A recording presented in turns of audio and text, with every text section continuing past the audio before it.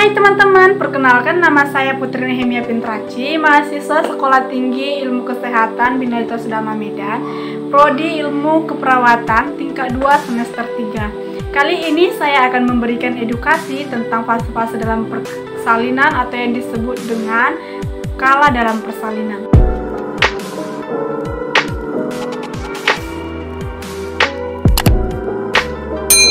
Proses persalinan memiliki 4 kala, yang dimana setiap kala memiliki jangka waktu yang berbeda, bergantung pada kesiapan dan kesehatan si ibu.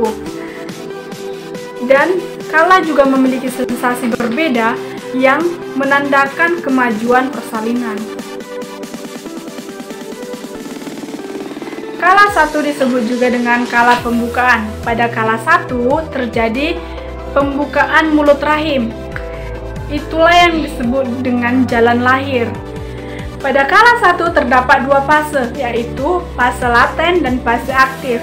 Pada fase laten yaitu pembukaan mulut rahim dari 1 cm sampai 3 cm dan biasanya berlangsung selama 8 jam.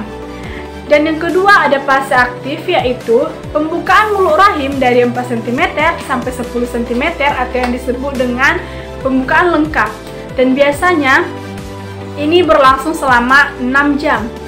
Seorang ibu dikatakan sudah memasuki fase persalinan atau masuk ke kala 1 jika sudah mengalami tanda-tanda persalinan seperti kontraksi, pecah ketuban, dan lain-lain. Pada tahap ini, ibu akan merasakan kontraksi setiap 10 menit selama 20-30 detik. Frekuensi kontraksi semakin meningkat hingga 2-4 kali setiap 10 menit dengan durasi 60-90 detik. Dan biasanya kontraksi datang bersamaan dengan keluarnya darah, lendir, dan pecahnya ketuban secara spontan. Cairan ketuban yang keluar sebelum pembukaan 5 cm kerap dikatakan sebagai ketuban pecah dini. Kala 2 disebut dengan kala pengeluaran bayi. Kala ini dimulai saat serviks sudah pembukaan 10. Dalam kala 2 ini, lama keluarnya bayi berbeda-beda atau bervariasi antara ibu yang sudah pernah melahirkan atau multigravida dengan ibu yang baru pertama kali melahirkan atau primigravida. Mengapa berbeda? Karena ibu yang sudah pernah melahirkan atau multigravida, jalan lahirnya sudah dibentuk dari kehamilan atau kelahiran dari bayi pertamanya atau bayi sebelumnya. Dan ibu yang belum pernah melahirkan, jalan lahirnya belum terbentuk. Maka pada kala ini si ibu dan si bayi harus sama-sama bekerja sama dalam pengeluaran bayi. Rata-rata lamanya persalinan primigravida yaitu selama 2 jam, sedangkan rata-rata untuk persalinan multigravida ini selama 1 jam saja. Dorongan mengeran. Biasanya menjelang pembukaan 10, si ibu sudah mulai ingin mengedan. Tetapi si ibu harus kita sarankan untuk tidak mengedan sebelum pembukaan 10, karena itu dapat menyebabkan dinding jalan lahir bengkak atau kepala si bayi bengkak.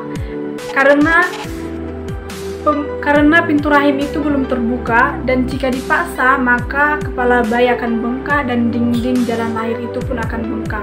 Yang kedua, tekanan pada anus. Yang ketiga, perineum menonjol atau area antara vulva dan anus menonjol. Yang keempat atau yang terakhir, vulva anus membuka. Ketika mengejan, sebenarnya inilah yang terjadi dalam rahim.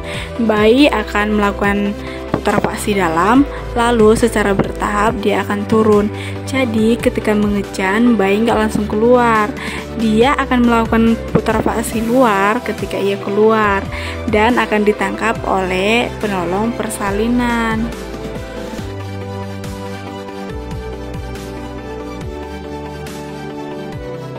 Kala 3 yaitu kala pengeluaran plasenta. Lama kala pengeluaran plasenta ini maksimal 30 menit. Jika dalam 30 menit itu plasenta belum keluar atau lahir, maka akan dilakukan tindakan medis.